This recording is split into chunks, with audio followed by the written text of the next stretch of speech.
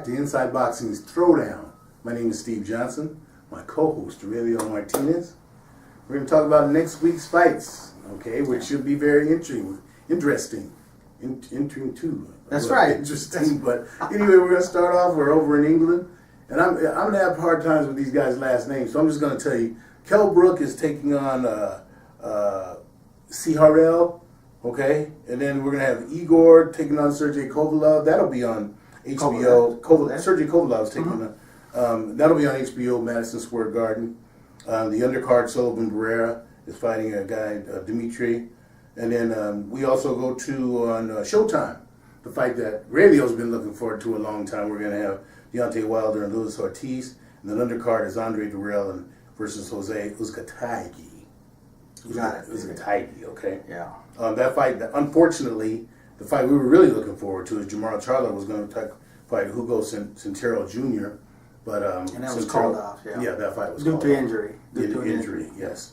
So on Centero's Centeno Jr. side. Yeah. Yes. Let me just say first of all, Kell Brook, that fight will be interesting for one reason. See how Kell has recovered from his surgery on his arms, and we'll see how that comes out. I'm expecting him to come back strong. I don't think Eddie Hearn would put him back out there unless he was ready to go. So I expect him to win that. But let's just move on to the main fights that we really want to talk about. Deontay Wilder and Luis Ortiz. I'm a firm believer that Luis Ortiz might last 2 rounds. You think he's going to go the distance or either upset Deontay Wilder? Not an upset, but I think what I did say, and I'll stick to this, is that it's not going to be a fight where Deontay Wilder, because remember, I'm on record saying Deontay's the best active heavyweight in the world right now today. Which is shameful that you would even say that. And I'll say that. But in this particular fight, he's not going to come out and just wail on Ortiz the way he did with Stavern, okay? Because it's not going to happen. Ortiz comes from that old Cuban plant, that big plant that comes from Cuba, and they all are defensive fighters. They know how to move, they know how to roll with the punches. So if Deontay does come in and just square up and square up them shoulders and then just start to throw them Mississippi punches, he's going to get tagged, okay? He's going to get tagged, he's going to get missed. So by all means, I'm not picking Ortiz to win. Deontay's going to win him, without a doubt.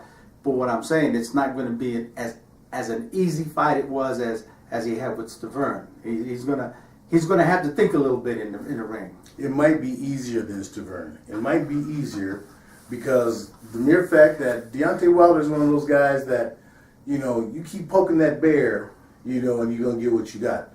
I firmly believe after, we agree it was staged, for the way that Wilder came up in the ring, and Ortiz wasted no time and basically told him, you're scared. Yeah. You're scared. And that's and Deontay, to his credit, and I'll have to give him credit, first thing he said was, once again, he said, dude, whatever you do, stop doing that other stuff so the fight doesn't get canceled That's again. right. He dug at him on that one. I don't blame him. He said, as long as you stay clean, I'm going to give you what you want. Okay? Now he's clean, and so we'll get to see what happens. But I love it. What do you actually say? I'm going to bless you? I bless you with another fight, with another something like that. Yeah. But it was, you've been blessed with another chance. It tickled me. So he's going to get him. I don't think he's going to waste no time. He's going to go over and take this dude apart real quick, and he's going to put it on him. I'd hate to think that he comes out and tries that, because then he's going to take a chance of getting tagged unnecessarily when he shouldn't be. So if his trainers tell him to go out there and just wail on this guy like Mississippi, there'd be some questions about his trainers. Okay. Well, let's back up a little bit, because now you want to question him, but you're saying that, in your opinion, he's the best heavyweight out there right now. Oh yeah. No, he's not. I think some of the success, or the success that he's been having, is kind of getting up to his head a little bit. And a little bit? Well, a lot. Yeah. A lot. Because just the other day, what did he say? When he came out with that statement about he's the greatest of all time. Something about Muhammad Ali is that he's better than Muhammad Ali. And don't forget Mike Tyson. He said like Mike Tyson. He named Mike Tyson Ali. He said George Foreman. They asked Mike Tyson about that, and Mike Tyson, I don't know what his exact words was, but he was like, he gave that face like, "Come on, man, nah, it wasn't gonna happen." And not believe you know what? Mike Tyson. Mike Tyson was not. You know, it's easy to beat somebody that you put in front of you that you can hit. Okay, especially in the heavyweight division. Yeah. It's not so easy to beat someone that's coming at you with movement and throwing these monster bombs. And wants to get okay. inside. That's it. Might get inside, and he's gonna do some damage that nobody has done to him for. I'm still waiting to see how Deontay reacts when he gets hit. I would love to see Ortiz hitting, and let's see him. Let's see him do a little funny shake, where he's been rocked. Let's see how he recovers from that. I think you're going to see Deontay come out in the first round, confident and all that stuff. He's going to come, but I think that's going to change real quick. Like maybe toward the end of the first round or second round, where he's going to realize, hey, I need to concentrate on fighting and winning this fight, and then he'll cruise on to a victory. But I think, but the danger is we're talking heavyweights here. We're talking heavyweights here. So if he goes on and sleeps Ortiz and tries to act smart in that first round and gets tagged, he could find himself down. So see, and here's another fight. Andre Durrell. Don't forget that this is another super middleweight fight. Yes, yeah. Where was he at in the world in the WBS Super 6? See what I'm saying? When you talk about some of the best in the world in that tournament, and Andre Durrell, wouldn't throw his name in that hat, I could care less who wins. But really, but honestly, where has Andre Durrell been? Period. I mean, he came out on the boxing stage and got some of the TV fights on the national scene, and a lot of people were really high on Durrell. And then all of a sudden, you just stopped hearing from him. And to be honest with you, to the boxing fans out there, he's an afterthought right now. I mean, they don't look at him as a legitimate contender anymore. So what's he have to do to get back into that position where the boxing public is going to look at him as a legitimate contender? Certainly not fighting these guys that he's fighting. Well, this title here's for the IBF interim super middleweight title. So first thing he's got to do is dispatch of this guy that's in front of him. And this guy, once again, his name Jose Uzcategui. I can honestly tell you I don't know much about him. But I can tell you this: Andre Durrell has to be dominant, okay, in this fight and put this guy away. Yeah. For his name to be mentioned. But once again, he could have took his butt over here and got in this Super 6 tournament and made himself become very relevant. Or he could have gotten knocked out and been laid to rest. More of the latter than the former. Okay, so I mean, obviously, I never said he was stupid. I never said he was stupid. You don't go out there and especially when you're trying to regenerate your career and go out there and get into something like that, because them boys are serious out there and they're all undefeated champions, and they're not just going to let somebody come in and steal their lunch money. Well, it's not going to happen. Let's talk real quickly about, because we have a little more than a minute here, the fight that we're really looking forward to, and that'll be the fight on March the 10th, where we have your boy Mikey Garcia, who's fighting what is his name? Lipinets. Lipinets. Yeah, Lipinets. I think it's Sergey.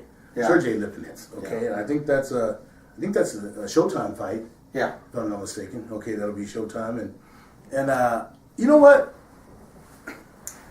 I'm kind of worried about Mikey Garcia a little bit here, because he's kind of getting a little lippy himself. He even mentioned last week that he'd fight anybody up to the heavyweight. I think he wants to fight Deontay Wilder. That's what he said, man. I mean, I'm just kidding, guys. But he did everyone say that. else. He said, I'll fight anybody up to. And he's calling these guys out. He's calling these welterweights, super welterweights, middleweights. He's calling them all out. They asked him about Terrence Crawford. He said, I'll take Terrence Crawford. I'll take that fight. Yeah. I'm like, wow, man. Okay, so I'm a little bit concerned about him. But Mikey, it's going to be time to, once again, you have to put up or shut up. Sergey Lipinets, I'm sure he's taking all this in and saying, hey, I can shut him down and put my own stature up there and get things going. But that's going to be an interesting fight. That's not going to happen. You don't think so? No. You don't give Lipinets any chance? No. I do. I don't give him any chance, but I also just see this as a fight that Mickey's going to use. Mikey, I'm sorry. Yeah. Mikey's going to use to get some of them bigger fights that he is now. I'll tell you what, Mikey needs to start talking about going down in weight and trying trying to land that fight against Lomachenko, because I just want people like Mikey Garcia. You got Pacquiao already that called Lomachenko out, and now you're starting to see the true Lomachenko denying, being afraid to fight these guys that are now calm. But that's what happens when you get up there and you have the general public saying, hey, you're the pound for best fighter out there. Well, now you're going to get these guys that know what they're doing in the ring to start calling you out. And what happens? He finds some excuse. Well, Pacquiao's too old. I ain't got nothing to prove by winning. What do you mean you ain't got nothing to prove by winning? You know what, radio? Real quickly before we end this segment, I have to mention this. Speaking of calling people out, you know, this just a couple of days ago, we had a fight where Joseph Diaz Jr. Won the fight. We expected him to, he won, but he made a comment afterwards that really struck a chord with me. A guy who has been kind of laying in the weeds and been doing a lot of talking, but hasn't done much. Anyway, Joseph Diaz Jr. called out Gary Russell Jr. And I found that very interesting because he said, they asked him, you know, your boy asked him, who do you want to fight? He said, Gary Russell Jr. Okay, good. Okay, so Gary Russell Jr., you need to step up. I mean, you've had excuses. You know, I understand your whole thing about Lomachenko and all that, and I kind of agree with you on that. But that ship has sailed. But here's you got a guy now that's calling you out. It's gone. So you got to either put up or shut up. And so I just want to keep my fingers on that pulse of that fight, whatever happens. We'll keep our eye on it. We'll keep our eye on it. You bet. All right, radio. Well, as we end every segment with our Inside Boxing Throwdown, this is our segment number 2. We'll be back in a minute, and we'll talk on our final segment. Open discussion. And we'll talk about some things that are on our minds, upcoming fights that we're looking forward to. We'll do that in just a minute. You know, Stephen, I do want to give them a little preview. We do want to touch base on the USBL and the semi-pro bouts that are really coming to life. USBL is United States Boxing League Amateur. Okay. So, come back. See us on our third and final segment. And until then, Steve. Hey. Keep them hands up. Keep it classy, baby. Keep it classy. Am I sitting? Okay.